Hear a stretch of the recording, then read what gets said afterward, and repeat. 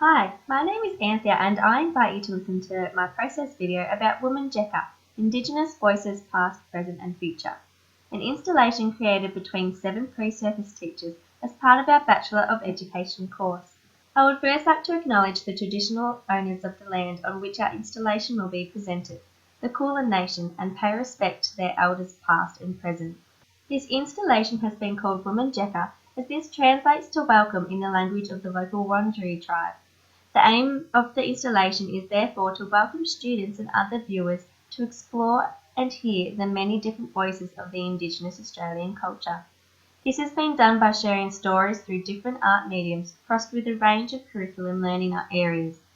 The idea for Wominjeka, Indigenous Voices Past, Present and Future, came about as we are all passionate about encouraging students to interact with the traditional culture of our land. This video will focus on the overall aim of our installation, how it has been informed by curriculum, pedagogy and education paradigms, and will also look more closely into one of the sections of the installation. Our installation comprises of 7 sections, each with a different combination of an arts domain linked with another learning area, such as dance and science. The sections connect together to create a journey of Indigenous stories from the past, present and future. It has been made to represent the end product of an installation that could be planned and created by school children, with each level or class creating their own unique section and then sharing it with the rest of the school and local community.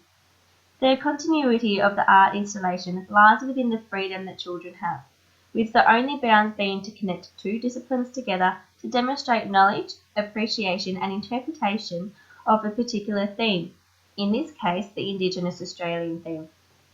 Schools can continue to celebrate art in this way by creating installations that focus on different themes each year. Also, as there are a range of art domains and learning areas, children can focus on different ones each year, thus enabling them to gain deeper understandings and skills in multiple areas as they progress through school. The installation is relevant within Australian schools as it has been informed by Australian curriculum through domain and content descriptors and the cross-disciplinary priority of Aboriginal and Torres Strait Islander histories and cultures.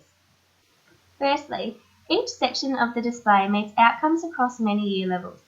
For example, these are just a few of the science outcomes that can be linked with the dance section of the installation.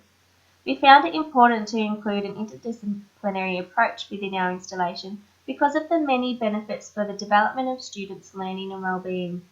As the National Science Foundation states, some of these benefits include engaging students, helping them to recognise bias, think critically, acknowledge and appreciate ethical concerns, and also develop knowledge, insights, problem-solving skills, self-confidence, self-efficacy, and a passion for learning.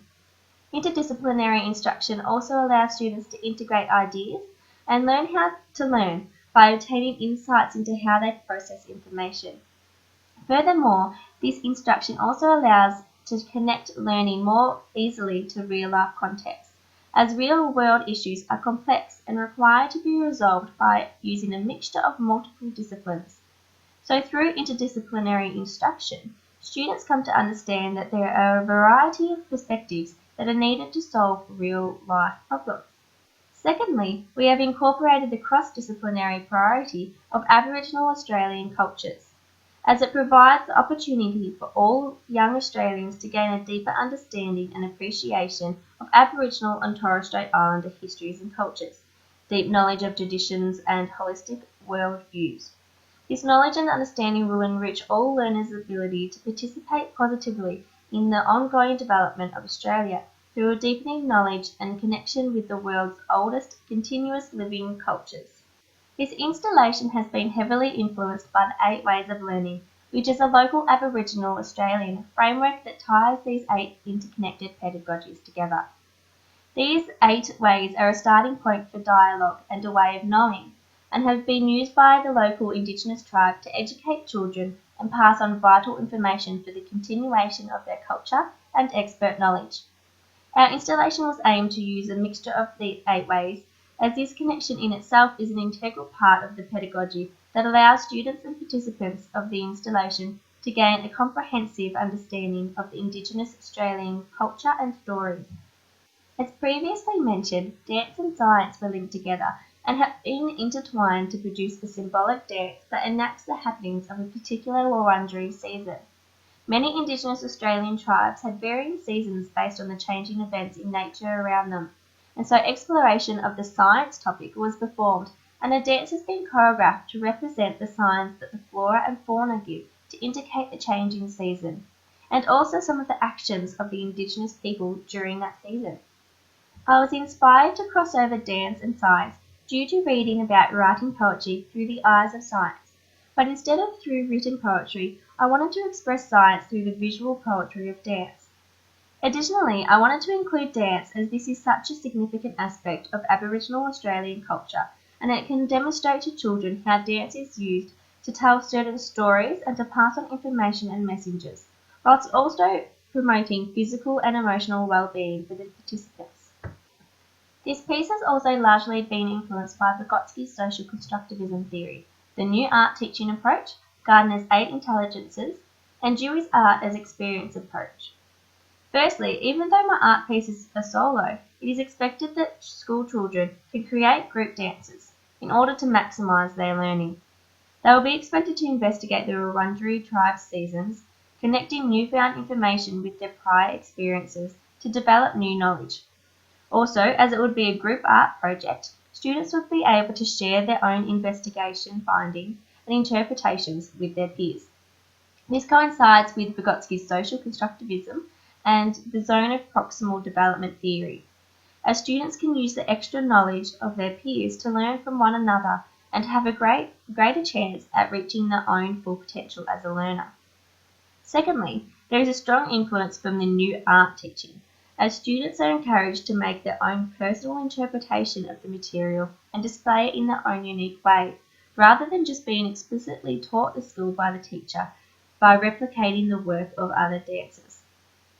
Thirdly, Gardner's multiple intelligence theory had an influence as the art installation piece is designed to incorporate both bodily, kinesthetic, and naturalist intelligences. It is important to include a range of these learning styles within the classroom in order to cater for the different student needs and also to help make information more accessible and memorable for particular learners. Lastly, I was particularly influenced by Dewey's art as experience approach. This approach encourages teachers to allow students to make connections between art and life. In this case of our installation, we are encouraging students and viewers to make connections between dance and the lives of Aboriginal Australians during a particular time of their year. Also, Dewey highlights how art should reach beyond aesthetics and embrace the wider social context. This is evident in the dance section of this installation, as students would be encouraged to focus primarily on the context of the dance and not necessarily on their dance technique. This is to ensure that they feel free to express their new ideas in any way that they interpret. I hope this has provided you with a deeper insight into our installation, and I also hope you enjoy viewing and participating in Wominjeka, Indigenous Voices Past, Present and Future.